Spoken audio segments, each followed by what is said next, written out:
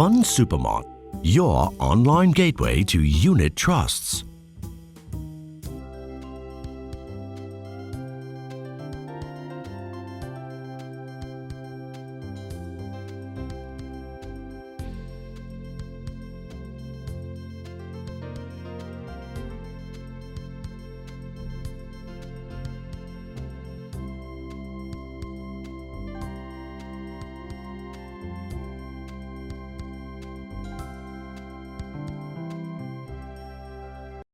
What is your expectation on China and India in 2016? Are there any key investment themes that you expect to play out? Okay, let's start with China. I think the first quarter in China, I think will be, we're still looking at a very volatile market in the first quarter of China. The key reason why is because China is actually in a transition period, restructuring the economy, and definitely nowadays, when China sneezes, the whole world caught flu, right? So India will also be one of the countries that's affected. So if you're talking about the themes, what we are looking at this year is very much on bottom-up approach. So with expectation, the volatility will persist within the first half of the year. So for China, what we like is actually in terms of consumption, especially on the white goods, meaning the electrical goods. Thanks to the boom in the property sales in April, since started in April last year. So as usual, when you have property boom and when people buy properties, the second things that they're going to look into is electrical fittings to the house. So there's something that we like about China. And on top of that, we also like sports, the sports equipments in China. So partly also because there's a growing aspiration for people to join marathons in China. So there was a study shows that year on year between 2014 and 15, what they noticed is that there's about 100% jump in terms of the marathons event in China. So that's telling you the market is growing for the sports equipments. As for India, again, it's very much on bottom-up approach this year. We will be very cautious when it comes to stock picking. One of the stocks that we actually quite like, or should I say the theme that we actually like, is actually called aspirational consumption.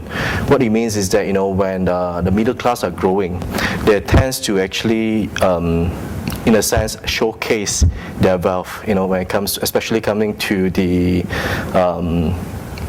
transportation they are using. So probably instead of using a normal motorbike, they aspire to use a bigger bike now, things that's more than 250cc, for example. So there's one of the stocks that actually we have been positioning in, which just announced the results, and year on year the sales actually has increased about 50%. So these are the few themes that we are looking at this moment. As for China, how is the China slowdown affecting your portfolio positioning for 2016? For China, it's very much like India. It's very much on bottom-up approach. We are looking into the stocks instead of the market as a whole. Good example, if you look at the market as a whole, you might want to invest into the banking stocks in China, which is actually trading in a very low single-digit PE. If you look at it, definitely it's very attractive. But then again, if you look at the macroeconomic itself, you might want to be more cautious when it comes to exposure into the banks. So that's the reason why we actually we'll be adopting for the first half of the year very much on the bottom-up approach for China. Which sector in India are you bullish on and bearish on, and why? The other one that actually we quite like is the microfinancing, right? Why we like microfinancing is that first thing, the economy is booming, and Moody's government is trying to uplift the people towards the middle class. So, and definitely those people who are working in the farm, especially, are going to be more aspirate to actually buy more things like electrical goods, furniture, and so on and so forth. And that's actually a big market for microfinancings.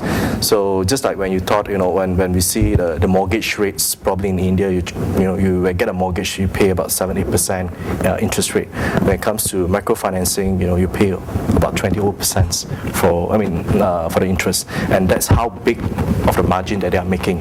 And on top of that, if you look into India market, moving on, Moody will be actually very much open up the economy, for foreigners to participate. That's a made in India aspirations.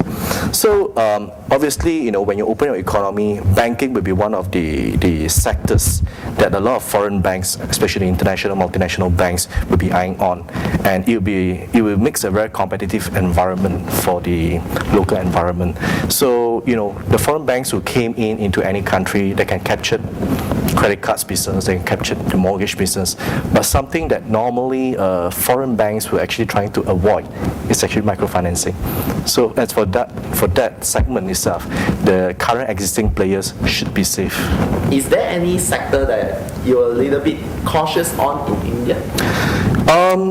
We actually have been started to be very cautious when it comes to the pharmaceutical side. One of the reasons why is that there was a recent delay in terms of the US FDA approved in the generic drugs. So that's actually affected quite a number of pharmaceutical stocks, right, which have a high expectation early part of the year that there'll be quite a number of products being approved. How much consideration is paid to political as well as regulatory issues when making an investment for the portfolio? All right, I'll break it into two. Let's start with China. Okay, and no doubt about it, I think we have to acknowledge in a sense that there is very much on the regulatory blunder that we see that caused the market to be so volatile so far since the third Q of last year. So that is something that we actually are looking very tightly on that. But let's look back into the flip side of the whole picture. Why does all this blunder happens? The reason why it happens is because the Chinese government is very aspire to actually help to support the market. They want the market to be supported, and in a way that they want a slow bull run. All right. So if you learn about the intention of the Chinese government, I think then that is what you want to see in the market, and you want to tap on the benefits riding on in the future. As for India, I think since the Bihar election in fourth quarter last year, there are growing concerns about the political scenes in India.